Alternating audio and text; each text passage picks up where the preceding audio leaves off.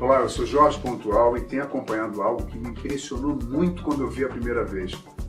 E ainda continua me impressionando. Você conhece a fórmula do inglês? Essa fórmula permite que você aprenda a falar, ou seja, pronunciar as palavras de origem formal inglesa. Ela permite reduzir o aprendizado de comunicação de 6 anos para apenas 3 meses. E por que isso acontece?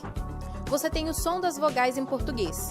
O A, o E, o I, o O e o U. E na outra coluna, você tem o som das vogais em inglês. O A de A, o E de I, o I de I, o O de O e o U de U quando fica em inglês. E quando fica o som de inglês? Quando tem 0 ou uma consoante separando as vogais. E se eu tiver 2, 3 ou mais?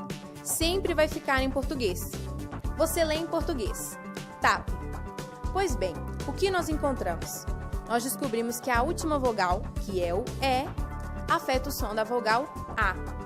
E o que vai determinar se a vogal A vai fazer o som de A ou de E?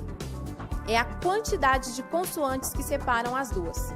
Então, toda vez que tiver 2 ou mais vogais, a última afeta a anterior. Então, o E afeta o som do A. Entre o A e o E tem uma consoante. E A1, na nossa tabela, faz o som de EI. Então, a palavra fica assim, tape, que é fita em inglês. Agora, nós vamos ver quando existem 2 ou mais consoantes entre as vogais. Exemplo na palavra Mickey. Eu tenho 2 vogais, a vogal I e a vogal E. O som da vogal E afeta a vogal I. E quantas consoantes eu tenho separando? Eu tenho 2. Eu tenho C, que em inglês tem o som de K, cake, e tenho K, que também tem o som em inglês de K, Katie. E por que eu tenho 2 consoantes separando? Somente para afastar as vogais. Agora eu olho na tabela. E2. E2 é I, então não muda. Então, toda vez que tiver 2 ou mais consoantes separando as vogais, elas continuam em português. E por que a última sempre fica em português? Porque não existe nenhuma vogal afetando o som dela. Não estou fazendo propaganda.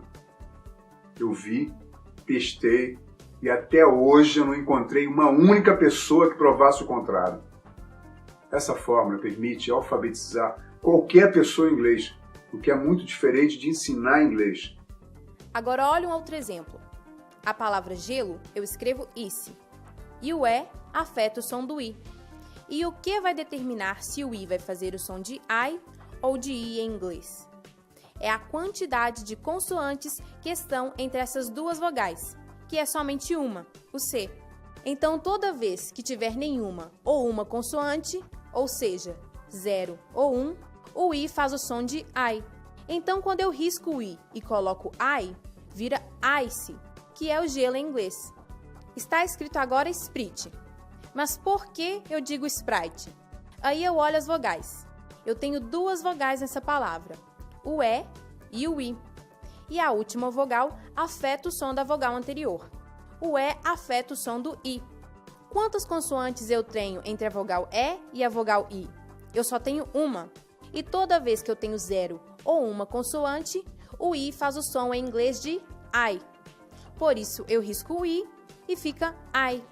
E então, eu digo Sprite. O que eu posso afirmar é simples. A escola que adotar o livro de inglês que não possui essa fórmula estará jogando fora o dinheiro dos pais dos alunos. Agora eu pego a mesma palavra, Mickey, mas aí eu vou cortar a consoante C. Fico com uma consoante, o K, entre as 2 vogais, entre o E e o I. Quando eu faço isso, a combinação também muda. Fica I1. Na coluna I1, o I fica com o som de inglês, porque só tem uma consoante separando as vogais. Aí vira Mike, porque só tem 0 ou uma consoante separando as vogais. Se tivessem 2 ou mais, seria Mickey. E quando eu tenho uma palavra com 3 letras e uma é vogal? Exemplo, not. O que acontece? Tem alguma vogal afetando o som do O? Não. Então é o mesmo, not. Assim, as escolas do ensino fundamental, médio e superior poderão aumentar suas receitas criando suas próprias marcas de inglês.